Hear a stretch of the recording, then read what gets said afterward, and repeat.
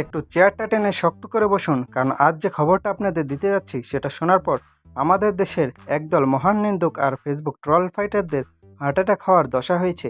হ্যাঁ ভাই, চোখ কসলাতে হবে না, কানও পরিষ্কার করতে হবে না, যা শুনছেন একদম খাঁটি সত্য। বাংলাদেশ এখন আইসিসি টেস্ট র্যাঙ্কিংয়ে দুনিয়ার 7 নম্বর দল। আই নো অনেকেই এখন ফোনের স্ক্রিন চিমটি কেটে দেখেছেন যে ভাই ড্রিম 11 বা কোনো ফ্যান্টাসি লিগের র্যাঙ্কিং দেখাচ্ছে কিনা। না বস, এটা আইসিসির অফিসিয়াল খাতা কলমের র্যাঙ্কিং।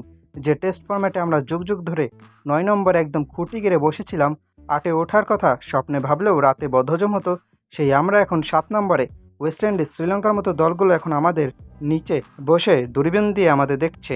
আমি কিন্তু অনেকদিন ধরেই চিল্লাইয়া বলার চেষ্টা করছিলাম, বস আমাদের এই বর্তমান টেস্ট দলটা বাংলাদেশ ক্রিকেট ইতিহাসের সর্বকালের সেরা টেস্ট দল। এখন অনেকেই লাভ দিয়ে উঠে বলবেন, ওই মিয়া কিসের সেরা, এই দলে তো আমার প্রিয় খেলোয়াড় অমুক নাই তমুক নাই, অমুক ভাই না থাকলে কি দল চলে? আরে ভাই শান্ত হন, এক গ্লাস পানি খান। আপনার প্রিয় ভাই স্কোয়াডে নাই থাকতে পারে, কিন্তু মাঠের যে 11 জন কোন টিমটা খেলছে আর ড্রেসিং রুমের যে 20 জনের একটা সলিড স্কোয়াড তৈরি হয়েছে, এরকম ব্যালেন্সড, এরকম ডেডিকেটেড টিম বাংলাদেশ টেস্ট ক্রিকেটে এর আগে কখনো পাইনি। একটা সময় ছিল যখন আমাদের টেস্ট ম্যাচ মানেই ছিল ভাই 5 দিন খেলা নেওয়া লাগবে না, 3 দিনেই খেলা শেষ করে একটু শপিংয়ে যাই। কথায় কথায় দুনিয়ার তাবৎ ক্রিকেট পণ্ডিতরা জ্ঞান দিত বাংলাদেশের টেস্ট স্ট্যাটাস কেড়ে নেওয়া উচিত, এরা টেস্ট খেলার যোগ্যই না। আজ সেই পণ্ডিতেরা আইসিসির ওয়েবসাইট দেখে নিজেদের চশমার পাওয়ার চেক করাচ্ছে, কারণ ক্রিকেটের এই মোস্ট প্রেস্টিজিয়াস মানে সবচেয়ে বনেদি ফরম্যাট এত বেশি রেটিং পয়েন্টে বাংলাদেশ তার 14 গোষ্ঠীতে কখনো পায় নাই। জয়ের পরিসংখ্যান তো কথাই বলছিল, এবার র্যাঙ্কিং এসে নিন্দুকের গালে একদম কষি একটা, থাক ভদ্রতায় বলি, উচিত জবাব দিয়ে দিয়েছে। তবে দাঁড়ান, বেশি খুশি হইয়েন না, আমাদের দেশের ট্রল আর্মি কিন্তু এখনই অস্ত্র জমা দেয়নি। তারা এখন ওত পেতে বসে আছে, কারণ সামনেই আমাদের অস্ট্রেলিয়া সিরিজ। আর আমাদের নিন্দুকের এই ক্যারেক্টার তো জানেনি, ওরা ওত পেতে বসে থাকে কখন পান থেকে চুন খসবে, কখন বাংলাদেশ একটা ম্যাচ খারাপ করবে, আর অমনি কিবোর্ড নিয়ে ঝাঁপিয়ে পড়ে এই টিমকে লর্ড টিম বলে গালি দেবে। তার মধ্যে আমিও পড়ি। ওদের মনের অবস্থা এখন কেমন জানেন?